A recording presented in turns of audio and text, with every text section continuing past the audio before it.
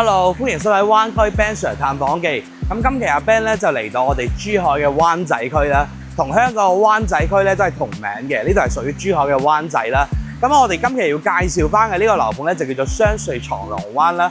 咁其實喺我身後嘅呢一塊咧，而家呢度就係一個瀑布水景嚟嘅，入邊咧就係我哋一個恒溫泳池啦，同埋桑拿房啦，以及我哋上邊咧仲做咗一個無邊際嗰個泳池嘅配套啦。咁我哋呢一個單位嘅話咧，今期要介紹咧就係143方嘅呢個戶型噶啦。呢個單位嘅話咧，以前咧喺6號樓嗰時咧就賣緊係5萬蚊一平方嘅均價嘅，喺21年開盤咧就已經全部掃晒噶啦。咁6號樓咧就已經交咗樓噶啦。咁今期要介紹翻咧就係1號樓嘅143方嘅戶型啦。因為之前咧講緊呢個單位咧都要700萬先攞到落嚟嘅。而家我哋大概500幾萬咧就可以上車到呢間單位噶啦。呢個單位嘅優勢係咩咧？第一個大平層嘅一個視覺啦，同埋第二個咧就係可以望到成個澳門嘅一個豪江景啦，係完全冇遮擋嘅一個視野景觀嘅。咁你想喺珠海市區咧，想揾一套呢啲海景房咧，其實係相對比較稀缺一啲嘅。特別喺灣仔嘅呢個地段啦，又能夠望到城市嘅夜景，又能夠望到煙花景，又望到呢個我哋嘅一個海景嘅一個景觀啦。即係呢一個係比較罕有嘅一個單位啦。咁我哋而家可以睇到，而家入到嚟小區呢度啦。其實我哋呢一個單位咧，由21年開盤開賣咧，到我哋24年收樓，即係已經有幾年嘅時間啦，交樓咗有幾年嘅時間啦，都可以睇到而家我哋成個公區嘅衞生咧係維護得非常之好嘅。我哋呢度嘅管理費咧大約就5蚊一個平方度啦，但係已經係包埋咗我哋呢一個泳池入邊嘅一啲收費㗎啦，即係我哋嘅物業管理費咧已經係包埋我哋會所嘅配套啦。所以咧有啲人會覺得貴，因為咧我哋通常咧普遍嘅我哋嘅單位咧都係講緊係3蚊一平方嘅管理費嘅，呢度要收5蚊。但係咧因為我哋每一座樓下咧都配咗管家啦嘅服務啦，24小時管家服務，同埋每一座嘅大堂咧都係有冷氣嘅，包括我哋嘅電梯間啦都係有冷氣嘅。呢個係好多屋苑都做唔到嘅，同埋我哋呢度嘅會所配套都係包埋俾你噶啦。OK， 咁而家我哋先上去睇下我哋呢個一棟嘅143方嘅單位先，我哋轉頭示範單位見。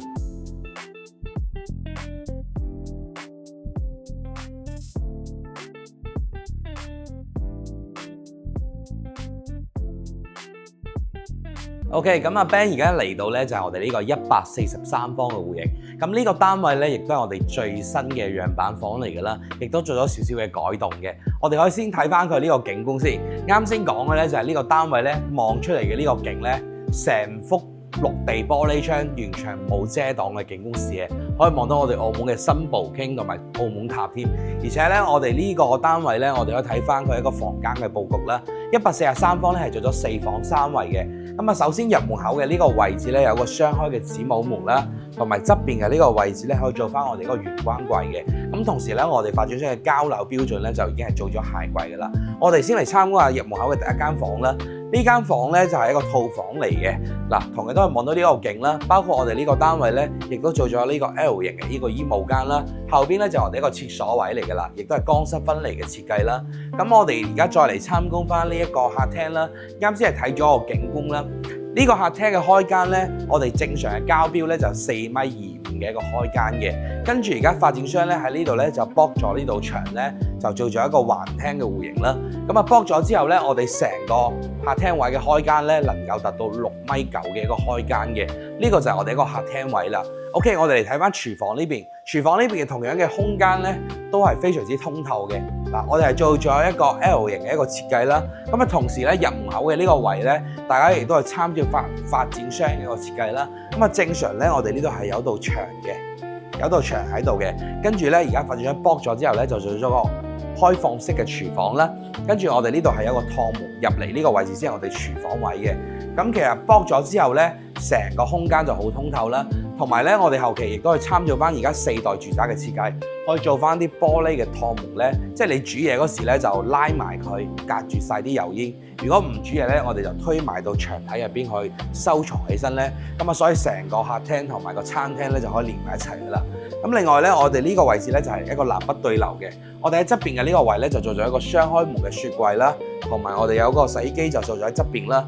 當然呢一個露台咧，亦都可以有景望嘅，喺晾衫嗰時咧，亦都係望住呢個前山河嘅一個景觀啦。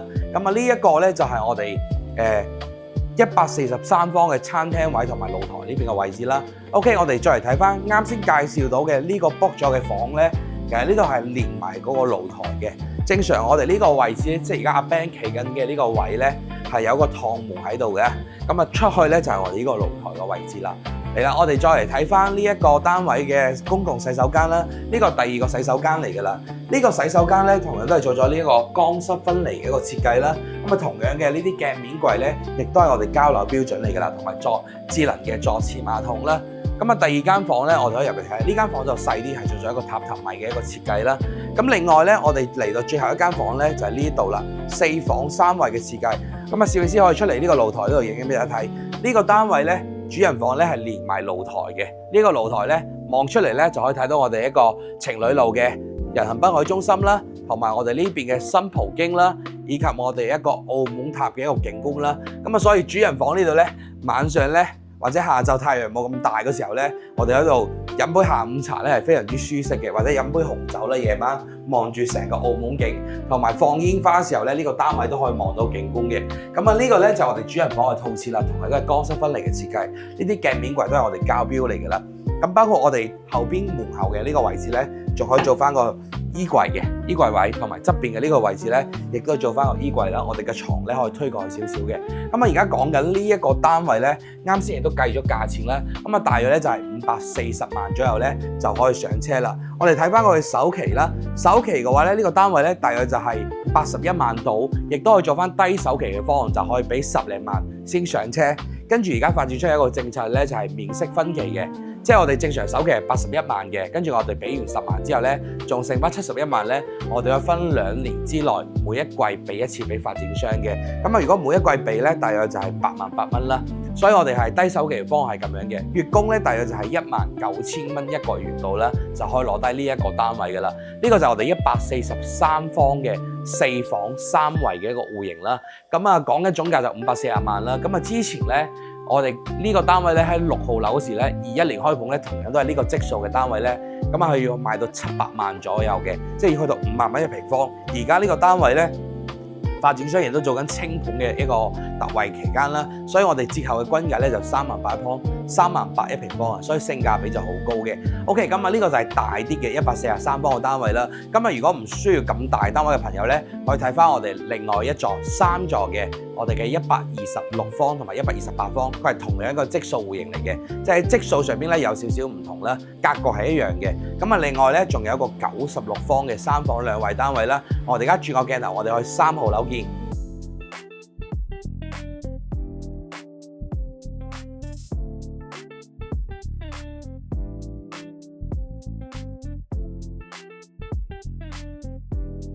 依家上到嚟呢一間咧就係我哋126方嘅戶型啦，咁佢同樣都係做咗4房嘅設計嘅。咁啊，首先同大家講下呢個樣板間嚟嘅，佢做咗少少嘅改動啦。咁啊，入門口嘅呢個位置咧係有道門入嚟，呢度係一間房嚟嘅。跟住發展商嚟而家就剝咗呢度牆啦，咁我哋就可以形成到一個橫廳嘅一個戶型啦。咁啊，所以其實由我而家身後嘅呢個位置咧，到我哋嘅電視背景牆咧，呢一個開間咧已經係有5.9米嘅一個幅度㗎啦，咁啊，所以咧成個空間都係非常之通透嘅。咁啊，首先呢個單位咧入門呢個位置咧就預留咗個玄關位係做翻鞋櫃㗎啦。跟住我哋嘅廚房呢度咧，亦都剝咗呢度牆嘅，即係呢度係一個牆體嚟嘅。咁啊，剝咗佢之後咧就可以形成到一個開放式嘅廚房啦。咁啊，所以基本上我哋呢個單位咧，我哋掃一眼睇睇啦。基本上望落嚟咧，成個空間感係非常之通透嘅。咁啊，最主要咧就係個景觀啦。呢度咧個賣點咧，除咗佢係豪宅之外啦，亦都有呢一個景觀嘅一個配搭啦。因為我哋咧最主要咧就係望翻我哋前面嘅呢個濠江景啦。天氣好嗰時咧，我哋仲可以有啲白鷺喺下邊飛嘅。對面咧就係澳門嘅半島嚟㗎啦，就係我哋呢一個單位咧就可以望到成個澳門嘅景觀嘅。嗱，我哋而家入到嚟呢個單位入邊咧，我哋參觀下佢嘅廚房先。咁啊，廚房咧啱先亦都介紹到啦，呢度係有道牆嘅，跟住而家剝咗之後咧，就做咗個開放式嘅廚房啦，係一個 U 字型嘅一個設計啦，同埋呢個單位咧就係南北對流雙露台嘅。咁我哋而家呢度就做咗風窗嘅處理啦，咁啊，所以後期咧我哋可以將呢啲洗衣機啊，同埋我哋晾衫區咧就擺翻喺呢邊。咁嗰個露台咧作為我哋一個景觀露台啦。咁啊，同樣出到嚟呢個位置咧，亦都可以擺翻到我哋一個長形嘅一個6人台嘅，擺翻圓台都冇問題。咁我哋參觀下佢嘅房間先。咁呢一間房咧，嗱可以睇到，我哋都可以做到3便落床啦。而且我哋全屋咧都係搭配咗呢個 Hitachi 嘅呢個冷氣，都係我哋嘅交流標準嚟㗎啦。亦都可以望到我哋呢個澳門景啦。咁我哋公區嘅洗手間咧，亦都係做咗乾濕分離嘅設計嘅。嗱，空間都係非常之闊落嘅，同埋我哋成面嘅一個鏡面櫃咧，都係裝好晒俾大家㗎啦。而家我哋嚟睇翻佢嘅第3間房啦。第3間房咧就喺呢個位置。嗱，攝影師可以入嚟呢個位。呢間房咧同樣都有景望嘅，可以望到我哋嘅南屏水庫啦，亦都可以做到3便落床，可以擺放一個兒童床喺度啦。咁啊，另外咧再入到嚟呢一間咧就係我哋嘅主人房啦。嗱，空間係非常之通透嘅，而且仲可以做到3便落床啦，擺到個 king size 嘅大床之外咧，亦都可以望到我哋呢個澳門嘅濠江景啦。晚上望出嚟咧，都係一個萬家燈火嘅一個感覺嘅，同埋側邊嘅呢個位置咧，亦都係做翻我哋嘅一個衣櫃啦。咁我哋再入嚟就係我哋主人房嘅洗手間啦，乾濕分離嘅一個設計啦。咁咧呢度咧就係做咗4房改3房啦。咁阿 Ben 啱先係喺售樓部咧，亦都計咗呢個單位嘅價錢啦。咁我同大家講翻咧，而家我哋主要就喺3棟呢度嘅咧，就有個06室就係126平方嘅。而家高層嘅話咧，總價大約就420萬左右。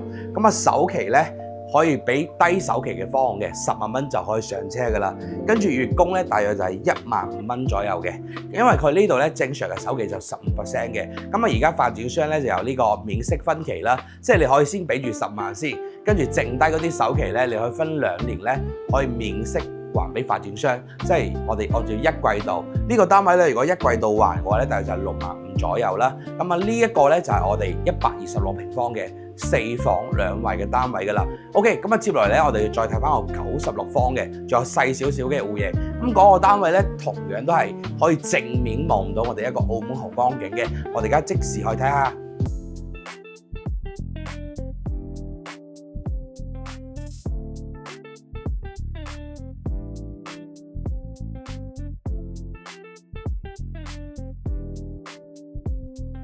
OK， 咁阿 Ben 而家入到嚟咧，就係我哋96方嘅示範單位啦。呢個係3房2衛嘅設計。首先我哋入門嘅呢個位置咧，就會有個玄關位啦。呢個都係我哋交標嚟嘅，同埋我哋呢個智能嘅一個密碼鎖啦。包括我哋呢個防火門都係我哋交樓標準啦。而家入到嚟呢個餐台嘅位咧，就擺咗個4人嘅一個圓台啦，就可以移翻過少少嘅。其實因為呢度嘅過道咧就細啲啦，大家可以睇到。嗱，咁我哋移過少少咧，呢個過道嘅空間就會大啲啦。咁啊，同樣呢個廚房咧，我哋去參觀下先。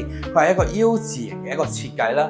96方嘅面積嚟講咧，就細咗少少啦。不過都係可以做到 U 字型都夠用啦。即係你嘅操作台嘅空間，即係呢度可以切下菜、洗菜咧，呢啲空間足夠我就覺得 OK 噶啦。因為96方咧，呢啲小2房、3房嘅單位咧，通常都係2-3個人住嘅，所以唔需要太大嘅廚房都 OK。呢個位置咧，可以擺到一個單門嘅一個雪櫃位啦，同埋我哋嘅交樓標準亦都好高嘅，有呢個西門子嘅3件套啦、抽油煙機啦，同埋呢個燃氣灶啦。咁啊，到時可能佢洗碗機就冇嘅，就要自己裝翻噶啦。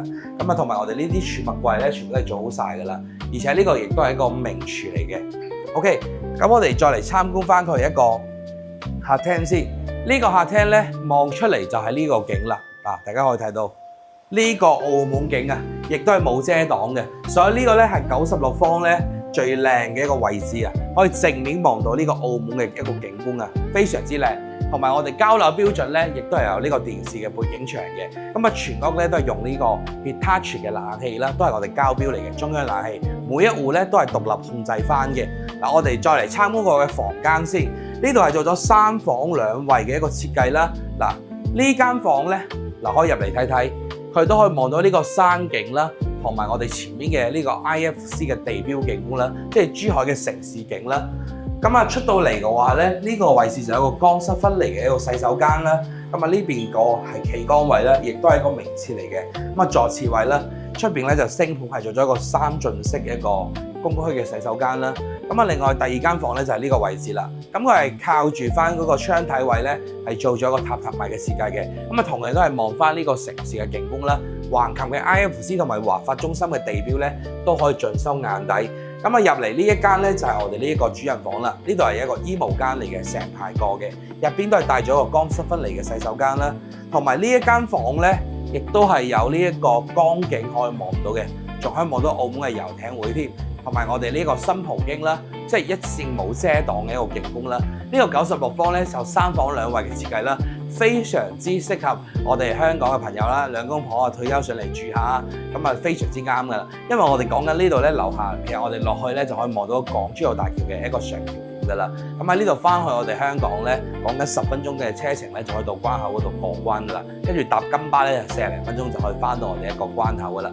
OK， 咁我哋3個戶型都睇晒啦，我哋睇翻呢個單位嘅價錢先啦。96平方嘅高層嘅總價咧，大約就310萬左右。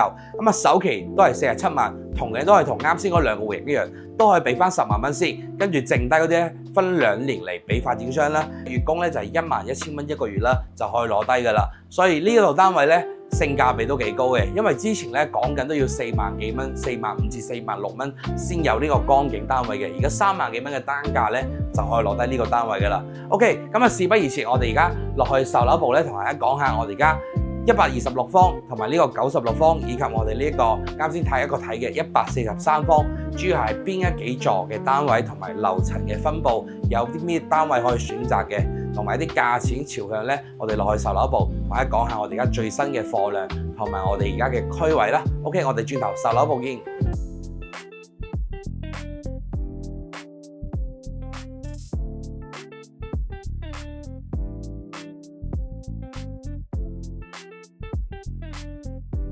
OK， 咁阿 Ben 咧已經翻到嚟我哋售樓部呢邊啦。咁啊，先同大家介紹翻我哋呢個屋苑嘅區位先啦。